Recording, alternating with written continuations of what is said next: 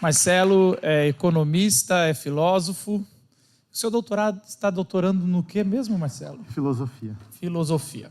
E o Marcelo é um amigo já de uma certa data aí, né? Uns 10 anos. Uns 10 anos. E a gente, quando a gente pensou, ele que trouxe a ideia, vamos propor ler a Bíblia com Galileu. Eu falei, você tá doido, cara? Não dá. Você quer trazer heresia para nosso papo. E ele falou, não, vai ser muito bom, eu sei que vai ser essa fala. E fica à vontade aí, viu, amigo? Obrigado, querido. Boa noite para todo mundo. É um prazer estar aqui com vocês nessa volta da Glocal.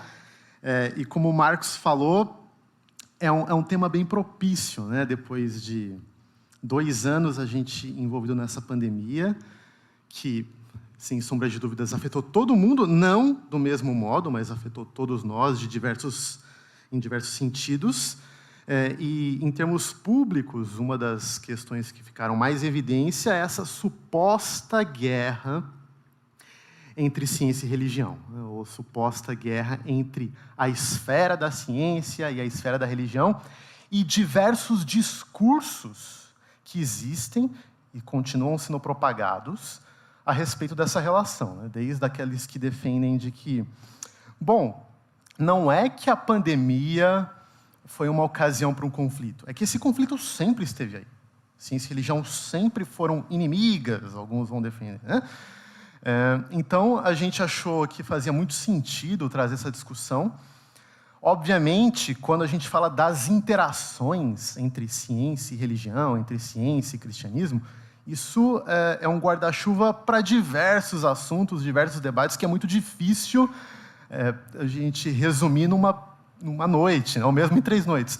Mas, hoje eu quero trabalhar com vocês com um episódio histórico, que é o caso do Galileu, que muitas vezes é sempre sortido, escolhido como o grande exemplo de como, de fato, ciência e religião estão sempre em conflito, né? Sempre lembrado.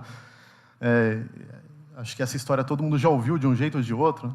Então, eu quero dar uma explorada com vocês nessa situação histórica, mas não só para contar uma historinha, mas para ver como que uma ocasião histórica tão importante pode lançar luz para a gente hoje, inclusive para a gente pensar nas interações entre ciência e religião.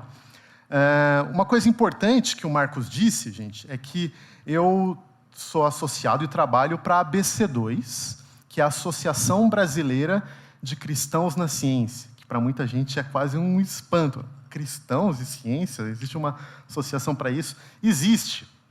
E, bom, a gente tem o nosso site, é só colocar no Google aí Cristãos na Ciência, a gente tem canal no YouTube, então não vou gastar aqui muito tempo falando o que a gente faz, mas assim, até para pegar um pouco do mote da Glocal, que é encurtar distâncias, a ABC2 surgiu entre 2015 e 2016 exatamente para tentar encurtar essas distâncias que existem entre o campo da ciência e o campo da religião. A gente sabe que é uma distância muito grande dos dois lados, né? De um lado, a gente tem, talvez, muitas igrejas e muitas pessoas que se identificam como religiosas com uma certa resistência à ciência, ao discurso científico. A pandemia deixa isso bem claro, né? Por outro lado, a gente sabe que muitos locais acadêmicos, científicos, também têm uma série de preconceitos e resistências contra a religião, contra a teologia, discursos religiosos. Então, a ABC2 ela existe exatamente para ser uma comunidade ponte entre esses dois mundos. A gente faz diversas ações, diversas iniciativas, e quem tiver mais interesse pode entrar no nosso site, entrar em contato com a nossa equipe, ou aqui depois bater um papo comigo. Estou à disposição. Tudo certo aí? Vamos lá. Então, vamos ler a Escritura com Galileu. Gente, uma coisa importante quando a gente começa a aproximar essa interação entre ciência e religião é que... Isso, muito bom. É que, vamos pensar primeiro uma coisa óbvia, que o cristianismo é uma das religiões do livro. O que eu quero dizer com isso? É que existe uma gama de diversas religiões no mundo e algumas têm um certo livro sagrado como algo fundamental para o funcionamento e para o exercício daquela religião. É difícil alguém pensar cristianismo sem a Bíblia. É difícil a gente pensar judaísmo sem a Bíblia hebraica. É difícil pensar islamismo sem o Corão. Então, existem algumas religiões que têm um livro como algo muito fundamental. E não só o livro como algo fundamental, mas como o estudo desse livro. Como o estudo e o se apropriar das palavras daquele livro, que, de algum modo, para os praticantes do cristianismo, vinculam as palavras do próprio Deus. Então, ler, estudar, entender a Bíblia não é meramente um exercício opcional para os cristãos, né? Tá na essência do que é ser cristão. É ler, estudar, interpretar e incorporar no seu modo de viver as palavras de Deus através da Bíblia. Por outro lado, a gente tem, a partir dos séculos XVI, XVII, XVIII, a emergência daquilo que a gente chama de ciência moderna. Como diz o Stephen Gaukroger, um grande historiador da ciência, a partir dos séculos XVII e XVIII, não é meramente que surgiu a ciência. A ciência está aí desde sempre. Várias culturas desenvolveram ciência. Mas a partir dos séculos XVII e XVIII, a ciência se tornou o principal veículo intelectual do Ocidente. Todos os outros valores intelectuais começaram a orbitar e se reorganizar por causa da ciência. Ela adquiriu o status de uma das forças culturais mais importantes. E, como vários casos mostram, essas forças começaram a entrar em conflito, né? Então, para alguns, quando esse conflito ocorre, vão dizer, o que tem que acontecer é que a ciência, em qualquer ocasião, ela precisa e deve triunfar sobre a religião. Por outro lado, o que a gente tem é que outros vão falar, não, quando há um conflito entre ciência e religião, é a Bíblia, é Deus, é a teologia que deve triunfar, que deve vencer sobre o discurso científico. Bom, você pode perguntar, mas ok, né? Por que uma atividade intelectual, humana, como a ciência, tem que brigar com a Bíblia? Não podem viver em harmonia? Não, a gente pode ver todo mundo amigo?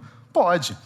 Acontece é que algumas alegações do livro sagrado, pelo menos aparentam entrar em contradição, oposição com algumas alegações da ciência. Tem muitos exemplos, mas olha aí, né? Se você vir aqui na comunidade da Vila no domingo, você vai ler Gênesis com Marcos Botelho. Ele vai ler para você o seguinte, ó. Assim foram concluídos os céus e a terra e tudo que neles há. No 7º dia, Deus já havia concluído a obra que realizara, e nesse dia descansou. Abençoou Deus o 7º dia e o santificou, porque nele descansou de toda a obra que realizara na criação.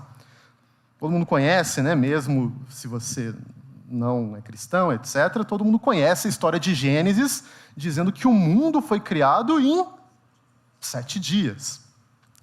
Você vê, por outro lado, existe um amplo consenso entre os profissionais das ciências físicas, os físicos, químicos, geólogos, astrônomos, de que o universo tem 13,8 bilhões de anos. E a Terra, o nosso planeta, 4,5 bilhões de anos. E aí, gente, quem que tem razão? Você fica com quem aí nessa disputa? Outro caso famoso, o livro de Josué. No dia em que o Senhor entregou os amorreus aos israelitas, Josué exclamou ao Senhor na presença de Israel, Sol, pare sobre Gibeon, e você, ó lua, sobre o vale Aijalon. O sol parou. Nem vou ler o resto. O sol parou. Tá falando que o sol parou. E aí? Bom, de um lado, a gente já vai ver na história de Galileu, primeiro não era nem o sol que tinha que parar. Se alguém fosse parar, era a Terra que para, na verdade, porque hoje a gente sabe que não é o sol que gira em torno da Terra, mas é a Terra que gira em torno do sol. Então, peraí, mesmo que se alguém tivesse que parar, por mais que isso faça um físico teórico ter quase um ataque cardíaco, se parar, não dá para parar, né? Mas se alguém tivesse que parar, tinha que ser a Terra. Mas quem que parou, diz o texto? E aí? Quem que tem razão? E tem vários outros possíveis exemplos. Mas deixa eu desde já, colocar uma possível resposta a esse dilema. Uma resposta que eu acho errada, mas uma resposta que alguns dão, que é o seguinte, eu vou chamar aqui da proposta fundamentalista, tá bom? Que ela diz o seguinte, ó, a solução é muito simples, muito simples. Basta fazermos uma leitura literal da Escritura, ou o termo em inglês que é usado é o plain reading of Scripture, né, que é uma leitura direta da Escritura. E como, a Bíblia é a verdade, e 2, a Bíblia é inerrante, que é uma expressão que alguns teólogos para dizer que ela não contém erros, e 3, a sua verdade é simples de compreender. Desses 3 pontos, o que a gente pode concluir? Quando há um conflito entre o que a Bíblia diz literalmente e o que a ciência diz, sempre devemos ficar com a Bíblia e sim com a verdade. Simples. Ou seja, toda vez que há um aparente conflito, a Bíblia tem razão e a ciência está errada. Essa é a resposta que muitos têm dado. Mas ela tem uma série de problemas que a gente vai ver com um pouquinho de calma. Eu vou passar agora rapidinho, gente, só alguns gráficos, assim, para tentar dar uma representação nisso, tá? Esse círculo azul grande, eu estou chamando aí do espaço epistêmico, que é o espaço do conhecimento humano, de tudo que o ser humano pode conhecer. Então, veja, que tem aí uma área da religião, como o cristianismo, e a área da ciência. E parece que, pelo menos em alguns assuntos, eles disputam esse espaço, disputam. Diante disso, há 2 respostas que alguns dão. A primeira é, o único conhecimento confiável é a Bíblia mesmo. O resto não dá para confiar direito. Então, toda vez que a Bíblia diz uma coisa e algum outro domínio do saber diz algo oposto, eu fico com a Bíblia.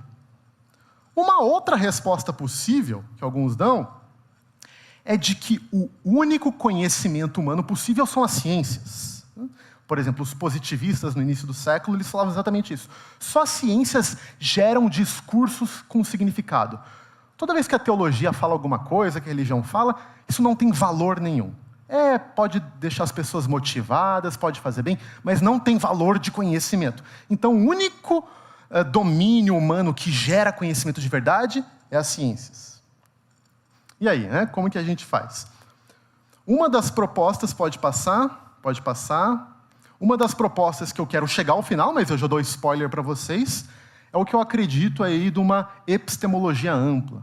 O espaço do conhecimento humano, ele é de tal modo construído que ele abarca, ele cabe diversas esferas dos saberes, de modo que uma não precisa conflitar com a outra. Esse não precisa nem sempre é fácil. Mas, dito essa introdução para a gente colocar aqui o conflito de fé e ciência, essa introdução ela serve até para as próximas semanas, tá, gente? Que é o seguinte, enxergar como esse conflito está presente hoje. A gente chega numa das figuras mais famosas aí, talvez da humanidade, né? Galileu Galilei, é aquele tipo de nome que você pode nem lembrar o que seu professor disse. Mas pelo menos você lembra desse nome, não é um nome esquisito para a maioria de nós.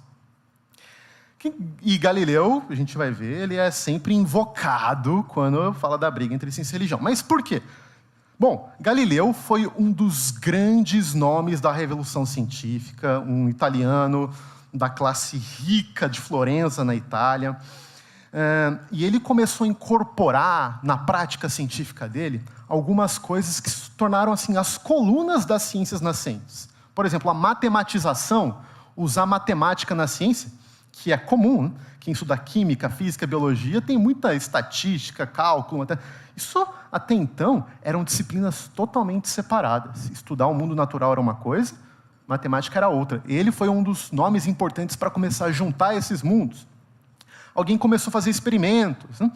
Então, essa ideia do experimento como uma coluna vertebral, ele foi um nome importante. Agora, de novo, talvez o nome dele seja mais emblemático, porque ele é lembrado como o cientista que se opôs à visão da igreja. E daí a Inquisição foi atrás dele. A Inquisição pegou ele e queimou ele. Já ouviram essa história que a Inquisição queimou Galileu? É mentira, gente. A Inquisição não queimou Galileu, mas a gente escuta por aí, a gente já vai ver. Mas ele é lembrado, né? Então, várias figuras são usadas para representar essa ideia, né? Então, você vê aí a ideia de que a ciência vai avançando ao longo do tempo e a religião continua sempre a mesma. Pode passar de novo. pode passar de novo. Vejam só essas citações que marcam Galileu. Né? Por exemplo, Voltaire, importante filósofo francês, diz, o grande Galileu, quando nos seus 80 anos, velhinho já, gente, coitado, né? Gemeu seus dias nas catacumbas da Inquisição, porque ele tinha demonstrado por provas irrefutáveis o quê? O movimento da Terra. Ou outro pensador importante, o Giuseppe Baretti, diz que o celebrado Galileu foi jogado na Inquisição por 6 anos e depois torturado por dizer que a Terra se movia. Então, Galileu foi aquele que ousou desafiar a doutrina oficial da Igreja, uma doutrina que defendia o quê?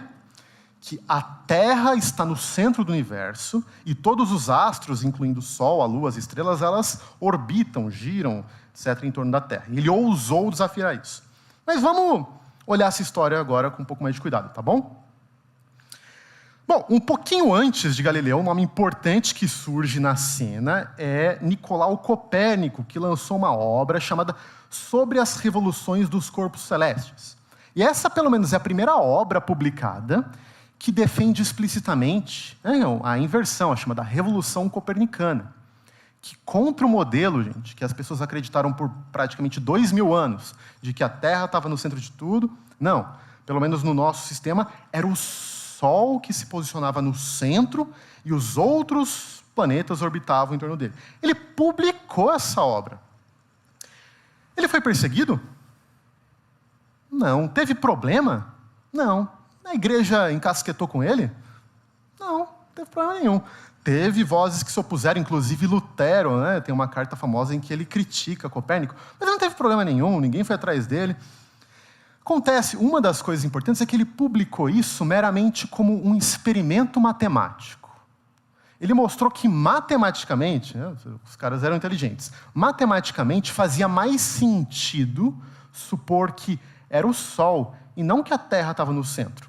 Ele nem diz assim, é certeza. Não, ele falou, matematicamente esse é o modelo que faz mais sentido. Bom, e essa história passou, não gerou muitas polêmicas, continuou, mas daí surge o nosso principal personagem, Galileu. E Galileu, no começo, gente, ele era um do sistema antigo, que acreditava que a Terra estava no centro de tudo. Mas algo importante acontece, que chega na mão dele, agora comecem a prestar atenção nas datas, tá? Eu vou mostrar as datas, mas elas são importantes. 1608 chega na mão de Galileu a trompa holandesa. O que é isso? É um tipo de um telescópio que permitia, olha que incrível, uma aproximação de 3 vezes. Hoje isso é quase irrelevante. Mas o Galileu era um cara bom, né? Então ele começou lá, ele mesmo fazer uns ajustinhos aqui e acolá, e essa trompa holandesa que dava 3 vezes de aproximação, chegou a uma aproximação de 20 vezes. Melhor, né? Melhor. O que ele fez com isso? Ele começou a olhar, fazer observações. E ele chegou a uma série de observações fantásticas que ele publicou aí em 1911, 1913. Né? As cartas sobre as manchas solares eram uma das mais importantes. O que ele descobriu? Olha só, gente, coisa genial. Que o Sol tem manchas. Ele descobriu que Júpiter tinha luas que gravitavam em torno dela. Ele descobriu que a Lua tinha montanhas. E daí, né? O que tem a ver? Por que isso foi tão radical? Bom, daí agora vocês vão ter que fazer um esforço imaginativo que é muito importante para entrar naquele mundo.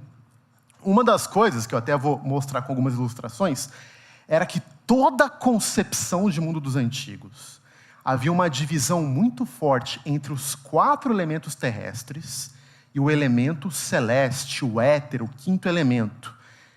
Todos os corpos celestes eram compostos de um elemento perfeito, incorruptível, o éter.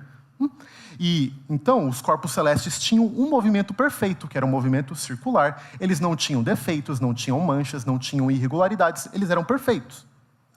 Mas daí, ele observa uma coloração no Sol. Tem mancha.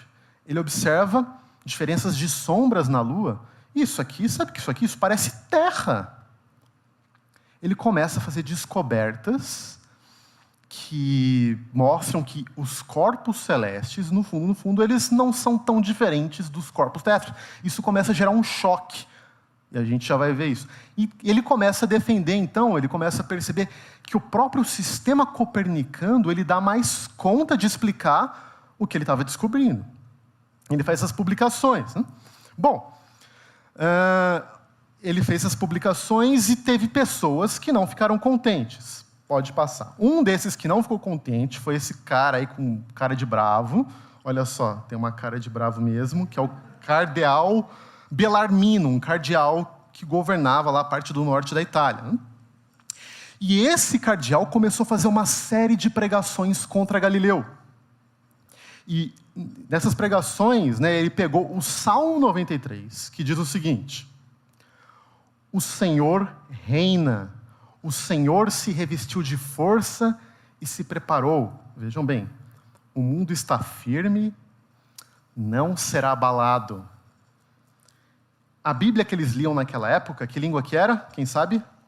Latim. Se você for pegar a Vulgata e ver como está em latim, está assim: o mundo está firme e não se move. Pronto. A Bíblia disse, logo, é verdade, não posso contestar. Mas deixa eu provocar vocês. Algumas pessoas mais simplistas vão dizer o seguinte: tá vendo? Todo o problema com Galileu foi um problema de tradução. Foi uma palavra errada lá. Se o Jerônimo, que fez a tradução da Vulgata no século IV e V, tivesse sido um pouco mais cuidadoso, nada disso teria acontecido. Vocês engolem isso? Eu não. Deixa eu explicar por quê. Então vamos lá. Imaginação, tá, gente? Imaginação. Vejam só. Estamos em 2022. E eu já tive, em várias ocasiões, que conversar com pessoas que defendem em 2022 que a Terra é plana. E conversar. E ela fala: é óbvio, né? Olha aí, você está vendo, a gente está caindo, né? E quantos argumentos por aí vai. Vamos dar um passo para trás. É claro que num primeiro momento, mas já? Então tá bom. É claro que num primeiro momento é intuitiva, a visão natural, né? A gente não intui de nascimento que a Terra tem um formato redondo. Mas é quase que um conhecimento dado comum, todos nós aprendemos. Agora imagina, gente, lá em 1609, uma afirmação que contesta o conhecimento do modelo ptolomaico, aí está vendo a Terra no centro, que perdurava por 1.500 anos. Por 1.500 anos, o jeito de ser humano, o jeito de observar os astros, a lua, o sol, isso estava incrustado de um tal modo nos conhecimentos que realmente era muito desafiador contestar isso. Agora, outros dados importantes. Isso não era meramente uma questão cosmológica. Toda a ética, toda a metafísica e toda a teologia do mundo estava imbuído nessa visão de mundo. Então, por exemplo, lembram? O que estava no centro? A Terra, 4 elementos inferiores: fogo, terra, água e ar. Fácil a tabela periódica deles, só tinha 4 elementos. E qual que era a ideia? Que em volta da Terra, vocês podem ver aí, haviam as orbes. Essas orbes eram cristalinas fixas. E para cada orbe tinha um único corpo celeste. E quanto mais distante da Terra, você chegava às orbes mais perfeitas, mais ideais, mais divinas, até finalmente chegar no Empyreum, o reino divino, o assento de Deus. Isso já quebra um mito, né? Muitas pessoas falam assim: até o século XVI o homem se sentia lá todo bonzão no centro do mundo, daí chegou Copérnico e Galileu e destronou o homem. Gente, o centro do mundo era o pior lugar do mundo. O homem se via no pior lugar da estrutura cósmica. Quanto mais distante do centro, mais perfeito, mais eterno, até chegar no nível do Empyreum. Então veja, eu não vou gastar muito tempo nisso, mas o que é importante a gente entender? Que essa estrutura cosmológica, que durou mais de 1.500 anos, e era corroborada pelos conhecimentos, pelas observações, pelos cálculos dos antigos, estava incrustado não só como um conhecimento de ciências, mas a ética, a teologia, a filosofia deles, todas elas estavam de algum modo costuradas nessa visão de mundo. Então, você contestar algo como essa estrutura, não era meramente falar, vamos mudar aqui uma crença, vamos mudar de ideia, não é mais até que está no centro. Era você derrubar toda a estrutura intelectual que sustentou boa parte da humanidade por quase 1.500 anos. Não era fácil, né? Aí são só algumas outras imagens do sistema ptolomaico. Essa aí é muito legal porque a matemática que eles tiveram que desenvolver para o sistema ptolomaico dar certo era muito difícil. Depois, na casa de vocês, quem for nerd, vai lá no YouTube e põe sistema ptolomaico. Tem uns vídeos que eles emulam como que o sistema seria, e os planetas, eles calculavam, tinha que dar umas voltas muito bizarras para corresponder aos movimentos que eles anotavam. O pessoal era esperto, né? Mas veja, então, era realmente algo difícil. Mas vamos passar lá? Pode passar. Bom, daí a gente chega... Lá, Marcelo, o que tem a ver o tema da palestra de hoje, né? Lendo a Bíblia com Galileu. Bom, o que Galileu percebeu? Que essa treta, ela não vai ser ganha só no telescópio. Essa treta vai ser ganha aqui discutindo o livro, a Bíblia. Primeira coisa para a gente quebrar é assim, que Galileu era um cientista contra os religiosos. Gente, lembrando, a profissão de cientista surge no final do século XIX. Nem existia essa profissão. Não tinha assim, mãe, quero ser cientista. Não tinha vestibular para ciências naturais, né? No século XVI. E, além disso, Galileu era um homem extremamente religioso, católico, italiano, num momento super tenso da Europa, briga de reforma, católicos contra reforma, né? Mas ele era um homem religioso. Mas, nesse contexto, aí vocês estão vendo, em 1615, ele escreve uma carta, que é a carta à Grande Duquesa Cristina, de Toscana, que era lá uma grande duquesa. E nessa carta, ele faz uma série de observações sobre interpretação bíblica. E vejam o que Galileu diz. Galileu era um cara astuto. Acompanhe aqui comigo. O motivo, pois, que eles apresentam para condenar a opinião da mobilidade da Terra e da estabilidade do Sol, né, ou seja, o novo modelo copernicano, é que, lendo-se nas Sagradas Escrituras em muitas passagens que o Sol se move e que a Terra permanece parada, e, não podendo a Escritura jamais mentir ou errar, segue-se daí, como consequência necessária, que é errônea e condenável a sentença de quem pretendesse afirmar que o Sol por si mesmo é imóvel e a Terra móvel. Um jeito de colocar isso, eu acho que é mais fácil, é o seguinte: se a Escritura diz x, y, z, e a Escritura nunca erra, então x, y, z é verdade. Certo? E aí, o que a gente faz? Mas ele continua. E aí, é um impasse. Vejam bom. Ora, assim como estas proposições ao ditado do Espírito Santo foram de tal modo proferidas pelos escritores sagrados para, prestem atenção, adaptar-se à capacidade do vulgo assaz rude e letrado. Pegou pesado, né, Galileu? Que palavrão aí, capacidade do vulgo assaz rude e letrado, mas tudo bem. É necessário que os sábios expositores da Bíblia apresentem o quê? Os verdadeiros sentidos delas. E aí ele conclui com uma frase que ficou famosa. Eu direi aqui o que ouvi de uma pessoa eclesiástica constituída em grau eminentíssimo, isto é, que a intenção do Espírito Santo é ensinar-nos como se vai para o céu e não como vai o céu. O que ele quer dizer com isso? Ele quer dizer que a intenção do Espírito que inspirou os escritores da Bíblia não é ensinar para ninguém astrologia, física quântica, química orgânica, biologia. Não é. Se você quiser aprender física quântica, você deve ir atrás de livros de física quântica. Se você quiser aprender sobre química orgânica, química orgânica. O que o Espírito Santo, segundo Galileu, inspirou os autores para ensinar? Nas palavras dele, como vai para o céu. Um jeito mais chique que os teólogos colocam isso hoje em dia é que a Bíblia foi escrita para revelar as intenções redentivas de Deus, para mostrar qual que é o plano que Deus tem para redimir não só os humanos, mas toda a criação, os céus e a terra na linguagem hebraica, né? A totalidade das coisas criadas, os céus e a terra, e como que o próprio Deus se deu a tarefa de redimir tudo, de pegar um mundo que está fragmentado, um mundo que está em retalhos, um mundo que está quebrado, do nosso coração a todas as relações humanas e biológicas, e ele vai estar no trabalho de redimir isso. É para isso que o Espírito Santo inspirou os autores. Não para ensinar física, química ou qualquer outra disciplina científica.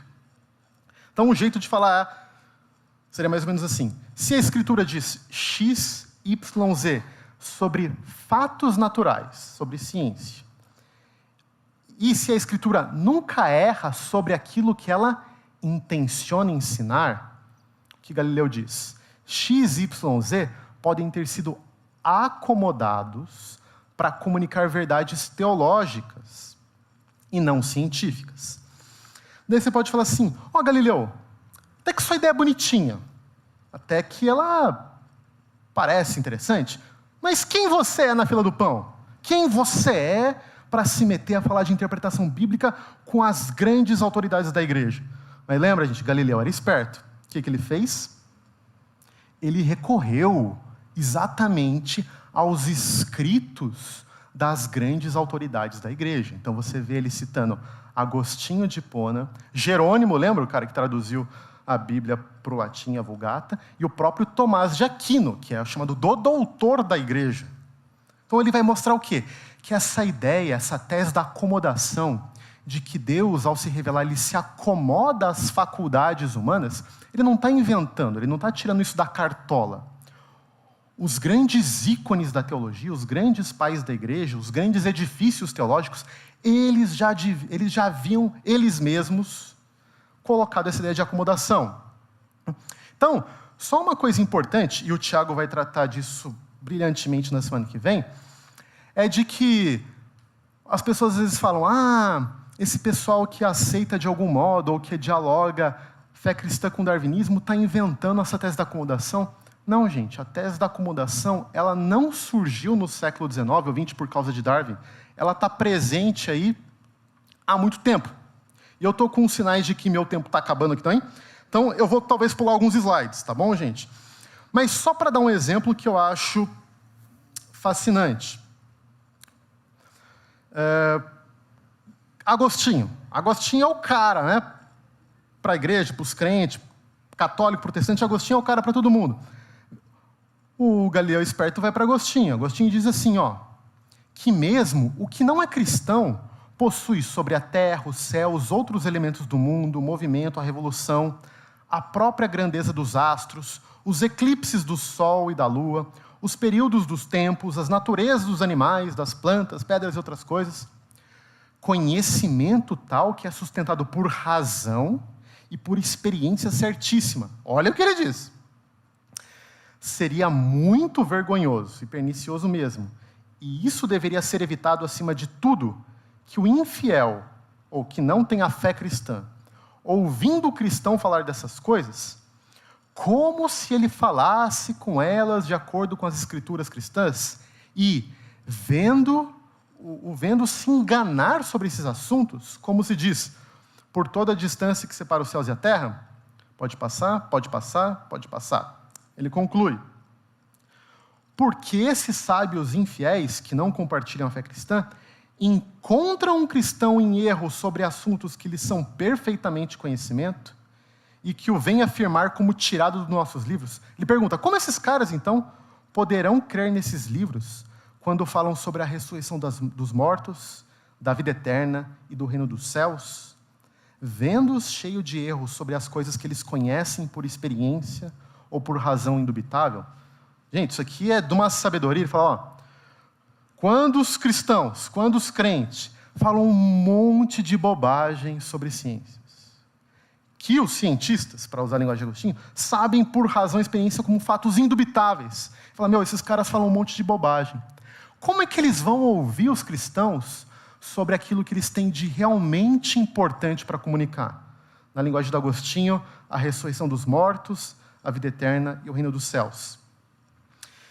Infelizmente, isso não é um caso nem do século XVII, nem do século V de Agostinho, mas de muitas notícias, eu não quis pegar uma do Brasil para não dar gatilho na gente. Coreia do Sul tem mais uma igreja no centro de disseminação do novo coronavírus. Algumas estatísticas mostram que quase 70% da disseminação da Covid na Coreia se deu por conta de superlotação em igrejas. E, bom, eu não vou nem gastar tempo com isso, né? Mas a gente vê em tempo real cristãos num pretenso combate contra a ciência como o argumento de que eu estou me colocando no lado da fé.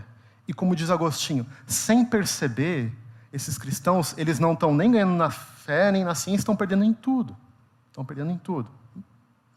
Gente, para acabar rapidinho a história do Galileu.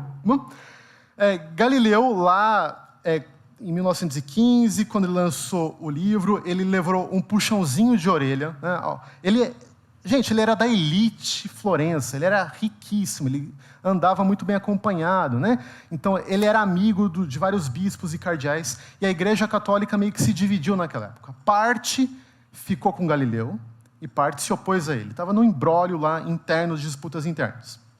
Então, ele foi falar do São Galileu, pega leve, não fala que o que está descobrindo é a verdade absoluta. Fala que é um modelo possível.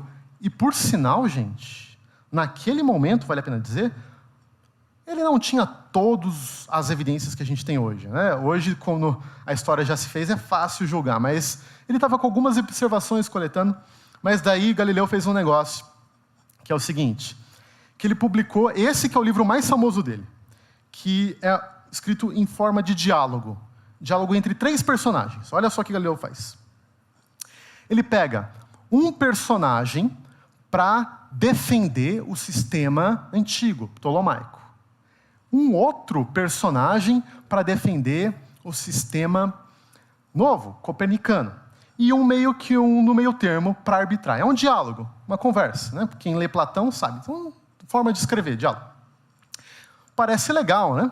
Mas ele faz algumas coisas. Primeiro, havia um novo Papa, que era o Papa Urbano VIII, que se chamava Simplício. Sabe o que ele faz? Ele põe falas do Papa literais na boca daquele que defendia o sistema antigo. E ele constrói o diálogo inteiro como se esse cara fosse tipo um idiota, um bobo da corte. 1630, na Itália, toda a briga das guerras religiosas, o Galileu põe o Papa como um idiota da história. Não foi lá, assim, um jeito muito sábio, né? Então, depois dessa publicação, ele de fato foi chamado pela Inquisição. Ele teve que prestar esclarecimentos para a Inquisição. E em 1633, ele foi julgado pela Inquisição. Inclusive, hoje você consegue até as atas do julgamento dele. Tem lá as atas. E ele foi condenado à fogueira? Não. Ele ficou nas catacumbas? Não. Mas ele sofreu uma condenação, que é de prisão domiciliar. Ele viveu na casa dos Médici, em Florença, que talvez era a casa mais bonita e a maior casa de Florença, por mais 8 anos. Então, essa foi a condenação. Prisão domiciliar, ficou na casa mais rica. Gente, de um lado, isso não é para menosprezar. Né? Condenação é condenação, a igreja de fato condenou, a Inquisição de fato condenou Galileu. Existem exageros na história contada? Sim. Ele foi torturado? Não. Não há nenhum indício, nada, ele não foi torturado. Ele foi queimado? Não. Ele foi preso em catacumbas? Não. Ele ficou em prisão domiciliar e essa é a famosa história de Galileu Galileu. Para concluir, o que a gente pode tirar rapidamente disso aí? Primeiro, o caso Galileu é um dos muitos casos históricos que mostram que ciência e fé cristã estão numa guerra interminável. Não. O caso de Galileu mostra, de um lado, que haviam disputas entre posições científicas distintas. Se de um lado Galileu, como cientista, defendia uma ideia, haviam outros bons cientistas que, com a disposição de evidência que eles tinham na época, defendiam outra. Então, existem aí disputas sobre modos distintos de compreender observações, do uso de aparelhos, o valor distinto para avaliar dados de experimentos, uma série de debates entre cientistas. E, por outro, a gente vê disputas entre os muros da religião. Disputas sobre interpretação bíblica, o melhor modo de se aproximar de um texto sagrado, de um texto que foi escrito por mais de 3.000 anos em contextos históricos, culturais muito diversos daqueles que a gente lê hoje, que Galileu lia no século XVII, né? E por aí vai. E por isso, pode passar de novo, por favor? O que diante disso, eu colocaria que a fé cristã, o cristianismo deve? Então, primeiro, é a compreensão de que nenhuma religião, nem o cristianismo, gera uma ciência em particular. Não é assim. Tem uma ciência dos cristãos, tem uma outra ciência dos ateus, uma outra dos muçulmanos. Não é isso que acontece. A própria ciência já é fruto de uma história longa, um encontro de tradições, crenças e valores, e dentre os quais o próprio cristianismo teve um papel fundamental. A ciência moderna nasceu num berço cristão, sustentado por valores cristãos. A igreja era a maior patrocinadora de experimentos, etc. Como eu disse, não tinha FAPESP, não tinha financiamento público, quase não tem mais, né, gente? Mas, assim, naquela época, menos ainda. Não tinha profissão de cientista, não tinha nada disso. A igreja, por séculos, foi a grande patrocinadora das atividades científicas. Lá desse contexto. Bom, se a fé cristã ela não gera nenhuma ciência em particular, como ela pode ser importante hoje no seu encontro com a ciência? Poderia listar várias coisas, mas algumas. A teologia e a fé, ela continua gerando insights ou animando uma certa curiosidade que vem de uma imaginação teológica. Inclusive, gente, vários dos insights da Revolução Científica surgiram por causa da imaginação teológica. Eu vou dar um exemplo rápido para vocês.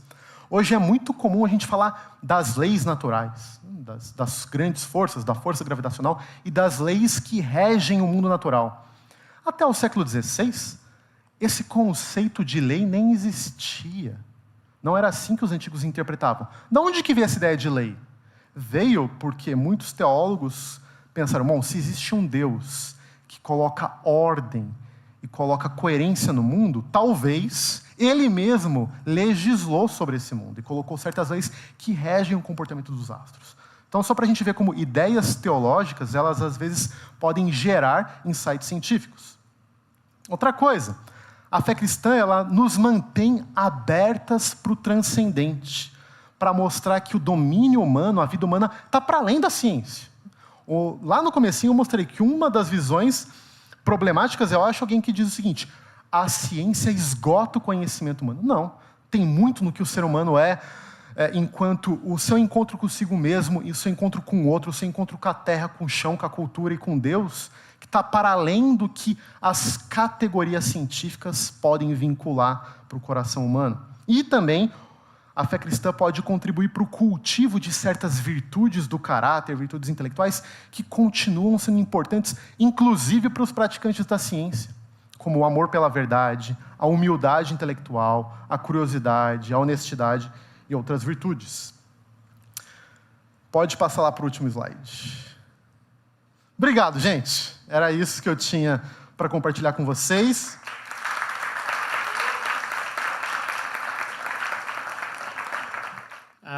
Eu estou aqui para aterrissar essa nave. E meu contato com a Terra, com o espaço, foi logo na minha infância. Eu lembro que, numa sessão da tarde, eu fui assistir o meu herói favorito. E aquele meu herói, que era tão poderoso, ele perdeu a pessoa amada. E ele decidiu fazer a coisa mais científica que eu conhecia até então. O filme é Superman, o filme de 1978. Ele decide voar e girar a Terra ao contrário.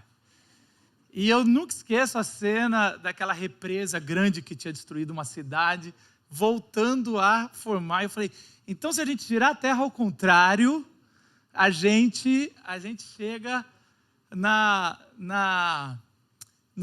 em voltar ao tempo, né? E eu lembro que, para mim, o pessoal que acompanha a Glocal há mais tempo sabe que Superman é incomparável, não vem com Capitão América, essas porcarias aí. Que assim, eu sei que a DC não sabe produzir filme, mas Superman é o que sempre teve. E as pessoas zoam até hoje, eu sei que alguns sorrisos viram quando perceberam qual filme eu ia falar, porque a gente não sabe enxergar a poética das coisas, nem na sétima arte, nem nos livros, nem nada. Na verdade, a gente quer tudo ser literal. E aquela cena ali, se por acaso parasse de rodar, todo mundo ia sair na velocidade imensa para o lado, ia ser pior do que uma bomba atômica.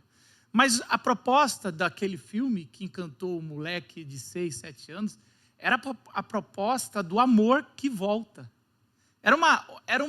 Literalmente era uma história acomodada na ciência para contar algo muito maior que apenas os olhos científicos, que sempre colocaram os nossos pés no chão, não deixaram enxergar a proposta do amor que manda explodir a Terra em nome daquele amor. Ele não estava nem aí. Eu lembro direitinho quando ele vai para o espaço, não sei por que o pai dele aparece, nunca apareceu até então, fala, não faça isso, Jor-El, sei lá. E aí ele vai e faz, ele não está nem aí, e ele roda. Agora, esse negócio de acomodação de Galileu, quando eu penso e eu recebo essas propostas dos pensadores, eu não entendo nada de ciência, eu entendo um pouquinho da história de Jesus, e o nosso papel aqui é sempre Jesus. As parábolas nada mais eram do que acomodar a história do reino celestial, que não tem como entrar na nossa cabeça, com uma linguagem de acomodação para a gente entender melhor, e isso é um jeito de trazer. Então, quando eu ouço a parábola do reino do céu sendo comparada a um grão de mostarda, um banquete, joio e trigo, um tesouro escondido, uma rede no mar, a gente fala, caramba, lógico que isso não é o reino de Deus, é lógico que isso é uma porta de entrada para a gente entender algo muito maior. Jesus teve a ousadia de comparar o reino do céu com um ladrão que chega à noite. Para nós, intérpretes da Bíblia, fica difícil, que a analogia de um ladrão não era legal pegar uma pessoa, uma coisa mais... Mas ele compara, ele não está nem aí com o que a gente vai pensar. O problema dele, ele está entendendo, eu quero apresentar o reino do céu e eu vou acomodar a palavra para você entender de forma natural. Isso é uma regra da hermenêutica, de interpretação da Bíblia. E esse ano eu estou fazendo 17 anos que a gente dá aula como hermenêutica. Isso para mim era tão óbvio, e isso é o mais belo, isso não é diminuir a Bíblia, isso é colocar a Bíblia no patamar de revelação de Deus, de algo que um Deus que não caberia na nossa cabeça, e aí ele fez um jeito para que a gente pelo menos tenha lampejos do que é a eternidade. Mas a verdadeira acomodação não é as parábolas. As parábolas são maravilhosas, eu adoro as parábolas. Mas a verdadeira acomodação foi o apóstolo Paulo, um tempo depois, olhando para trás na história de Jesus, que ele escreveu na sua carta aos Filipenses. Era uma cidade ali na entrada da Europa, uma cidade muito idólatra do imperador, e ele decidiu escrever para uma igreja pequena que estava nas casas, e ele falou, olha, eu vou falar da principal acomodação. Se você está indignado, os religiosos, como é que é Deus, esse Todo-Poderoso, como é que eu posso entender? Ele fala assim no seu 2º capítulo, versículo 5, um texto muito comum, talvez vocês conheçam, tenham a mesma atitude demonstrada por Jesus Cristo. Embora sendo Deus, não considerou que ser igual a Deus fosse algo a que tivesse a pegar. Em vez disso, esvaziou a si mesmo. Vê se isso não é acomodação. Assumiu a posição de escravo e nasceu como um ser humano. Quando veio em forma de homem, humilhou-se e foi obediente até a morte, e morte de cruz. Por isso, Deus elevou ao lugar mais alto, de mais alta honra, e lhe deu um nome acima de todos os nomes, para que o nome de Jesus, todo joelho se dobre nos céus, na terra e debaixo da terra, e toda língua declare que Jesus é o ungido, Cristo, o Senhor, para toda a glória de Deus o Pai. E é interessante porque acomodação é uma palavra ruim. Se a gente chamar alguém de acomodado, é ruim, alguém que aceitou as coisas. Só que eu poderia usar umas outras palavras, eu poderia usar a palavra adaptação. Eu poderia usar a palavra ganhar forma, acolher, contextualização, tomar forma humana, que foi o que Paulo usou aqui. Mas eu quero usar como acomodar como algo que nunca está legal a gente falar que Jesus se acomodou. Eu não quero que essa frase se acomode muito rápida no seu coração. Quero que crie uma incomodação do que é o cômodo de falar que Jesus se contextualizou. Seria muito teologicamente correto, mas a gente já está aqui para mexer algumas coisas. A primeira, quando eu ouço esse texto, e vai ser rápido, mas eu acho que é importante, a primeira coisa que eu penso é que essa acomodação é uma acomodação de misericórdia. A encarnação de Jesus é o maior ato de acomodação da história da humanidade. Porque ele sendo Deus todo-poderoso, todo transcendente, todo onipotente, todo onisciente, ele decide acomodar, e não acomodar para dominar, mas é acomodar para amar. É um ato de misericórdia. Então ele vem até nós, e eu estava conversando sobre esse texto, o Gustavo falou uma frase muito interessante: Deus se revela onde você está, não aonde você deveria estar. Deus não se acomoda no céu e falando, quem for melhor, quem passar na linha de chegada vai poder me ver.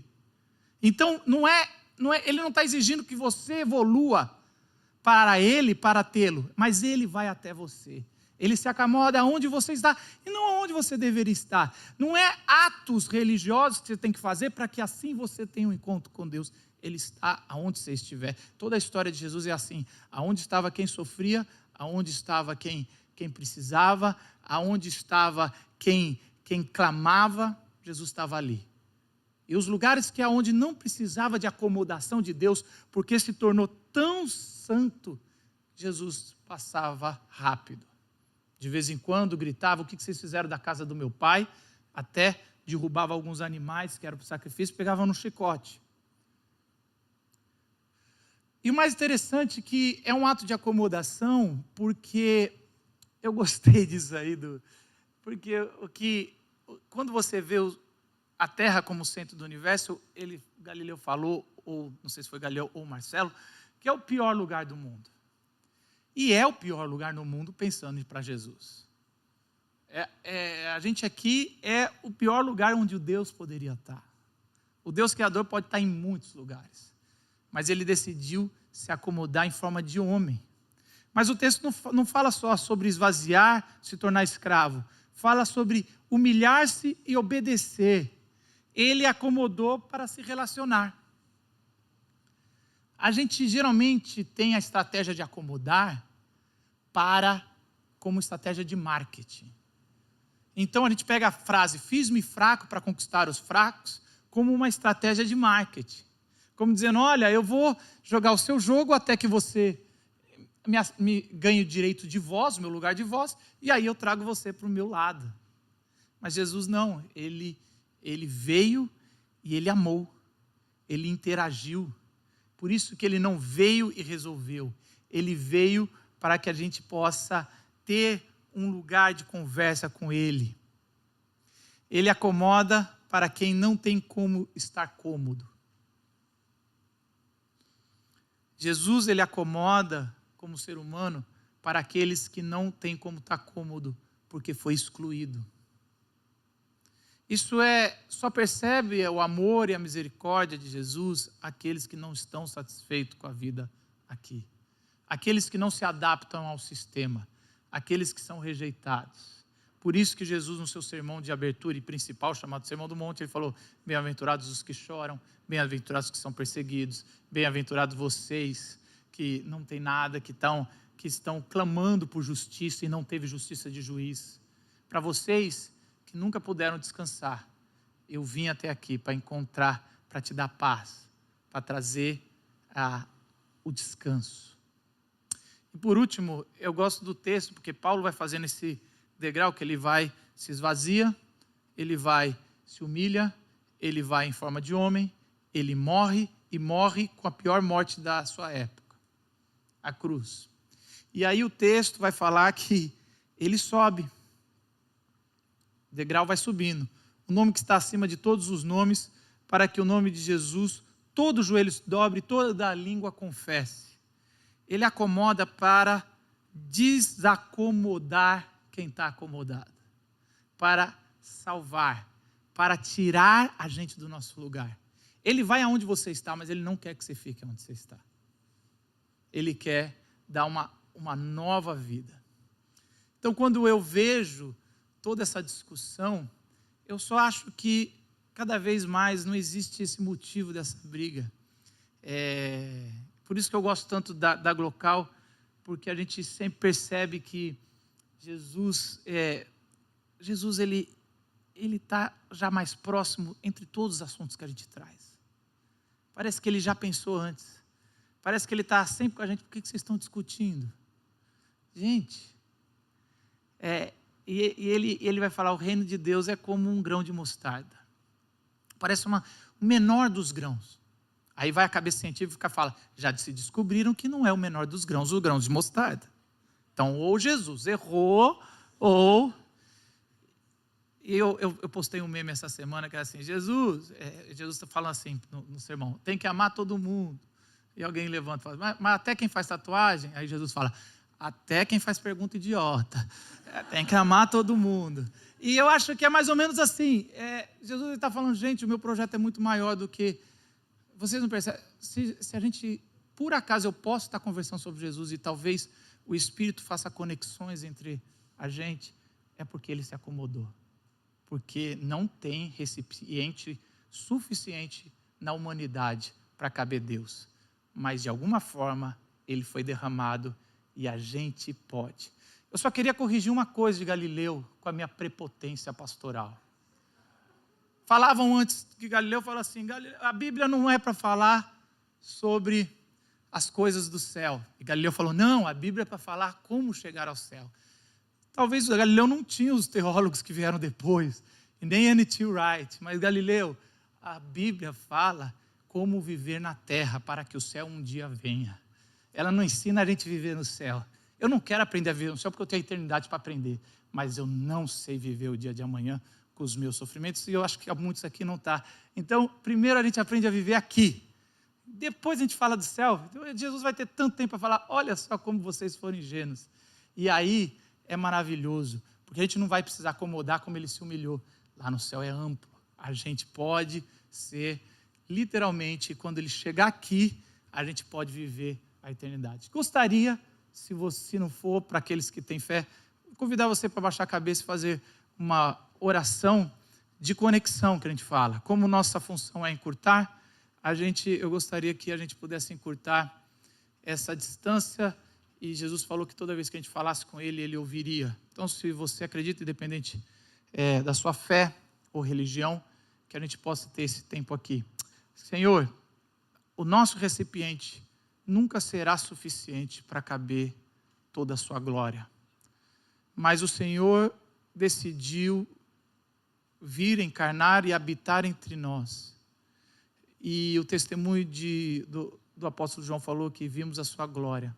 Glória como a do único Filho de Deus. Que todos que estão aqui e os que estão na internet nos ouvindo possam sentir literalmente a acomodação do Espírito Santo, que nos traz todo o conhecimento, toda a alegria de que Jesus está aqui nos ensinando a viver nos nossos relacionamentos, com os nossos filhos, com os nossos pais, com a nossa vocação, com a nossa caminhada, com o nosso sofrimento. Ele está aqui entre nós para que o céu venha. Amém. O amanhecer vai nascer diferente, eternamente, como imagino o navio da história, seguindo em frente, Vou nesse tempo que encanta a serpente, onipresente, cantando a vida, a morte, a saudade da nossa gente. Senão a Deus não haveria tempo, pois todo Deus também é Deus do vento. Qualquer nuance ou qualquer evento, mais uma prova desse movimento. Feito a ferida vir a ser curada, a vida, a morte, o fim da caminhada. A cada passo dessa longa estrada, mais um sinal de que não somos nada, nada além de ser.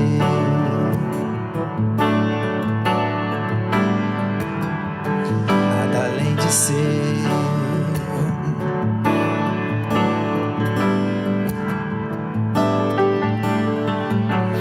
O amanhecer vai nascer diferente, oh, eternamente, como imagino o navio da história, seguindo em frente. Vou nesse tempo que encanta a serpente, onipresente, cantando a vida, a morte, a saudade da nossa gente. Senão a Deus não haveria tempo, pois todo Deus é também Deus do tempo. Qualquer nuance ou qualquer evento, mais uma prova desse movimento. Feito a ferida vir a ser curada, a vida, a morte, o fim da caminhada. A cada passo dessa longa estrada, mais um sinal de que não somos nada, nada além de ser.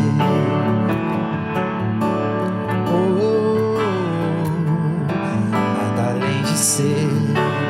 O amanhecer vai nascer diferente, nada além de ser. O amanhecer vai nascer diferente, nada além de ser. O amanhecer vai nascer